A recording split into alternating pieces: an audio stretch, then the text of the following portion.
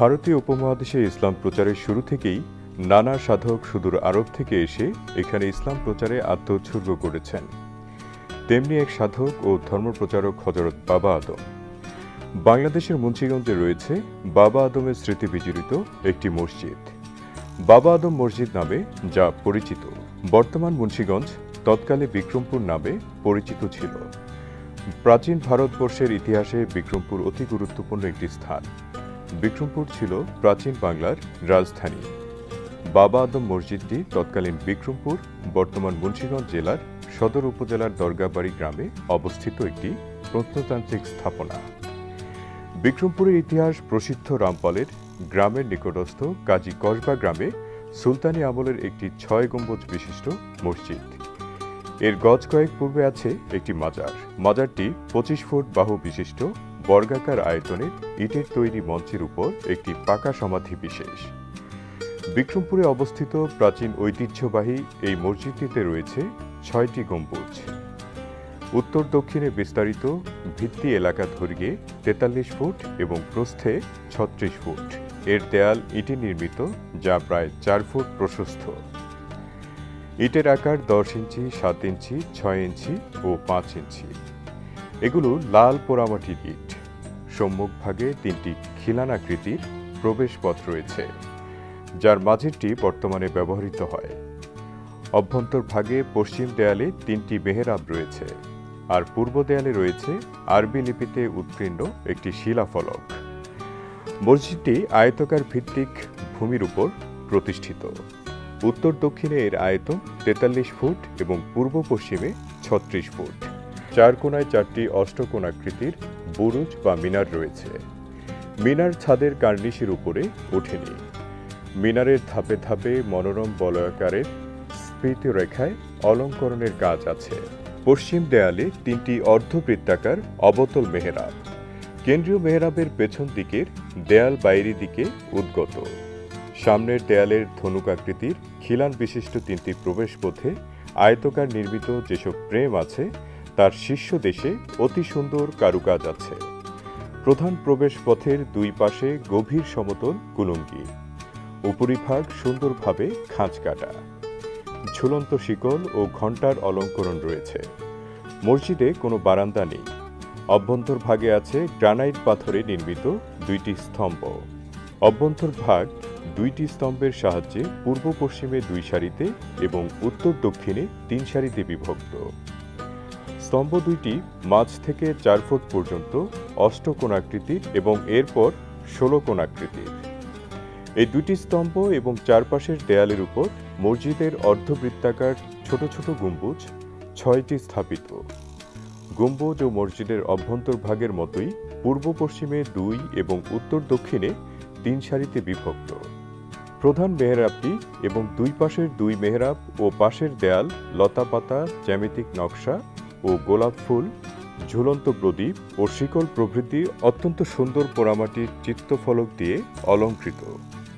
মসজিদের বাইরের দিক, বিশেষ করে দুই পাশে কিছু কিছু চিত্রফলকের কাজ এখনও চোখে পড়ে।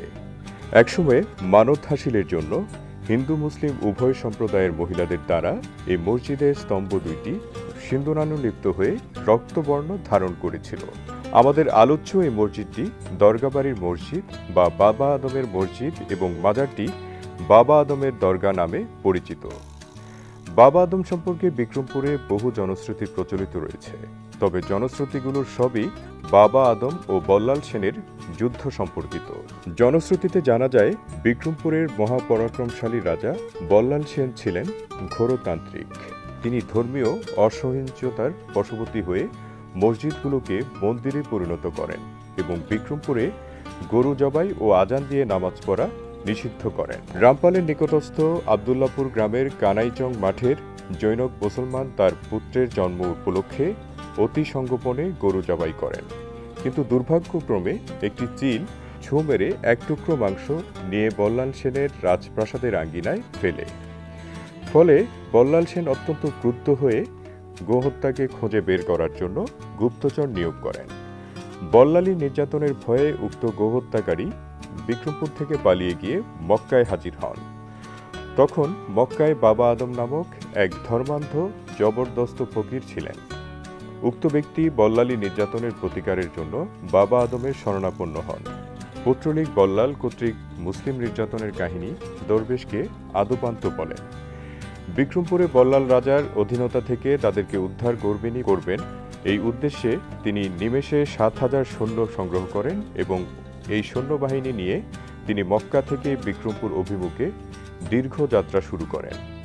পথে পথে যুদ্ধ জয়ের পর অবশেষে তিনি এবং তার সৈন্যবাহিনী বল্লাল রাজার রাজধানী রামপালের উপকণ্ঠে দরগাবাড়িতে এসে ঘাঁটি গাড়েন। বাবা আদম প্রথমে মহাস্থানগড়ে প্রচার শুরু করেন।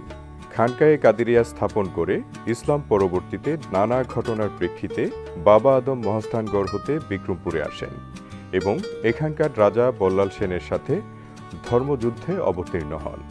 সেই ধর্মযুদ্ধে মুসলমানদের পক্ষে নেতৃত্ব দেন বাবা আদম। আরব দেশের তায়েফ নগরীতে জন্মগ্রহণ করা বাবা আদম একজন শক্তিশালী আধ্যাত্মিক ওলি ছিলেন। বাবা আদম ইসলামী আচার অনুষ্ঠান প্রকাশ্যেই পালন শুরু করেন। তিনি অনেক ষাঁড় ও গাভী জবাই করেন। আজান দিয়ে নামাজ পড়া শুরু করেন। এই আজানের শব্দ বল্লাল সেনের রাজপ্রাসাদের অভ্যন্তরভাগেও গিয়ে পৌঁছে। এতে বল্লাল ক্রুদ্ধ হয়ে নবাগত মুসলিম সৈন্যবাহিনীর নেতা বাবা আদমের কাছে কয়েকটি দাবি রেখে দূত পাঠান। দূত এসে বাবা আদমকে বলেন, হয় বিক্রমপুর ছেড়ে চলে যাও, নয় পুত্রলিকতা বিরোধী আচার অনুষ্ঠান প্রতিপালন থেকে বিরত হও। কিন্তু অলৌকিক ক্ষমতাসম্পন্ন দরবেশ বাবা আদম এতে দমাবার পাত্র নন। তিনি তার অসংখ্য ভক্তের সমর্থনে নিশ্চিত হয়ে পরাক্রমশালী বল্লাল সেনের কাছে এক উদ্ধত্তপূর্ণ উত্তর পাঠালেন। তিনি বললেন, একমাত্র আল্লাহ ছাড়া অন্য কোনো উপাস্য নেই এবং মুহাম্মদ সাল্লাল্লাহু আলাইহি সাল্লাম তার রাসূল। পুত্রলীগ বল্লাল রাজা যাই বলুক না কেন আর যাই করুক না কেন, আমি এবং আমার সমর্থন আমাদের ধর্মীয় আচার অনুষ্ঠান প্রতিপালন থেকে এক চুল পরিমাণও বিরত থাকব না। এহেন উদ্ধত্তপূর্ণ উত্তরে বাধ্য হয়েই বল্লাল সেন সৈন্য সংগ্রহ করে বাবা আদমের বিরুদ্ধে যুদ্ধযাত্রা শুরু করেন। রাজধানী রামপালের মাইল ২ দূরবর্তী কানাইচঙ্গের মাঠে প্রত্যুষকাল থেকে তৃতীয় প্রহর পর্যন্ত এক রক্তক্ষয়ী যুদ্ধ হয়। কথিত আছে ১০ থেকে ২০ সেপ্টেম্বর ১১৭৮ সালে মুন্সিগঞ্জে কানাইচং ময়দানে ১০ দিন ব্যাপী প্রচণ্ড মুজাহিদ নিহত হন। এক পর্যায়ে যুদ্ধে পরাজয় জেনে বল্লাল সেন যুদ্ধবিরতি করতে চাইলে বাবা আদম তা মেনে নেন। সেই সুযোগে বল্লাল সেন বিশ্বাসঘাতকতা করে সেই রাত্রিতেই এশার নামাজের পর মোরাকাবা করা অবস্থায় বল্লাল সেন বাবা আদমকে হত্যা করেন। তবে পূর্ব থেকেই বিভিন্ন রণাঙ্গনে মুসলিম সৈন্যবাহিনীর বিজয় ও পরাক্রমের কাহিনী অবহিত থাকাতে পরাজিত হলে যাতে শত্রুর হাতে বন্দী হয়ে মান সম্ভ্রম খোয়াতে না হয় সেজন্য বল্লাল সেন আগেভাগেই ব্যবস্থা করে রেখে যান।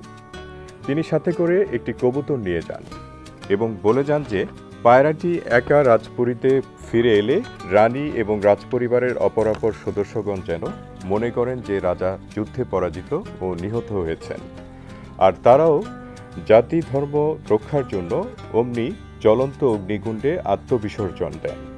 এই উদ্দেশ্যে পূর্ব থেকেই রাজপুরীতে একটি অগ্নিকুণ্ড প্রজ্বলিত ছিল। বাবা আদমকে হত্যার পর রক্তমাখা দেহ ধোয়ার জন্য যেই পার্শ্ববর্তী জলাশয়ে কাচারির দিঘিতে অবতরণ করেন, অমনি দৈবক্রমে পায়রাটি বস্ত্রাভ্যন্তর থেকে উড়ে গিয়ে রাজপুরীতে পৌঁছে। আর তখনই রানী ও রাজপরিবারের অপরাপর সদস্যবৃন্দ ও রাজার পরাজয় ও মৃত্যু আশঙ্কা করে সেই জ্বলন্ত অগ্নিকুণ্ডে আত্মবিসর্জন দিলেন। এদিকে বল্লাল সেনও পায়রার ছুটে যাওয়া মাত্রই যুদ্ধক্ষেত্র থেকে পাগলের মতো রাজধানী রামপাল অভিমুখে ছুটে গেলেন, কিন্তু ইতোমধ্যে সবাই শেষ হয়ে গেছে। এই শোক সহ্য করতে না পেরে রাজা ওই একই চিতায় ঝাঁপিয়ে পড়ে আত্মাহুতি দিলেন। বিক্রমপুর মুসলমানদের করতলগত হল। বাবা আদম রাদিয়াল্লাহু ১৪৮৩ সালে শহীদ হওয়ার পর রেকাবি বাজার দিঘির পাড় সড়কের পাশে দাফন করা হয়। বাবা আদম যে জায়গায় নিহত হন ঠিক সেই জায়গায় অলৌকিকভাবে এক রাতের মধ্যেই একটি মসজিদ তৈরি হয়ে যায় এবং মসজিদ থেকে গজ কয়েক পূর্বে তার মরদেহ অলৌকিকভাবে সমাহিত হয়। মসজিদটির নাম হয় বাবা আদমের মসজিদ আর মাজারটির নাম হয় বাবা আদমের মাজার বা দরগা শরীফ। মসজিদটি বিক্রমপুরে আপন গরিমায় প্রায় ৮০০ বছরের ইতিহাসকে পরম যত্নে লালন করে যাচ্ছে। মসজিদের প্রধান প্রবেশপথের উপরে একটি পরিচয় ফলক রয়েছে। তুগরা অক্ষরে উৎকীর্ণ এই শিলালিপি থেকে দেখা যায় এই মসজিদটি নির্মিত হয় 1483 খ্রিস্টাব্দে। সর্বশক্তিমান আল্লাহ বলেছেন, নিশ্চয়ই মসজিদ আল্লাহর সম্পত্তি, আল্লাহর সঙ্গে কাউকে অংশীদার করো না। নবী বলেছেন, যিনি একটি মসজিদ নির্মাণ করেন, আল্লাহ তার জন্য বেহেশতে একটি প্রাসাদ নির্মাণ করে রাখেন।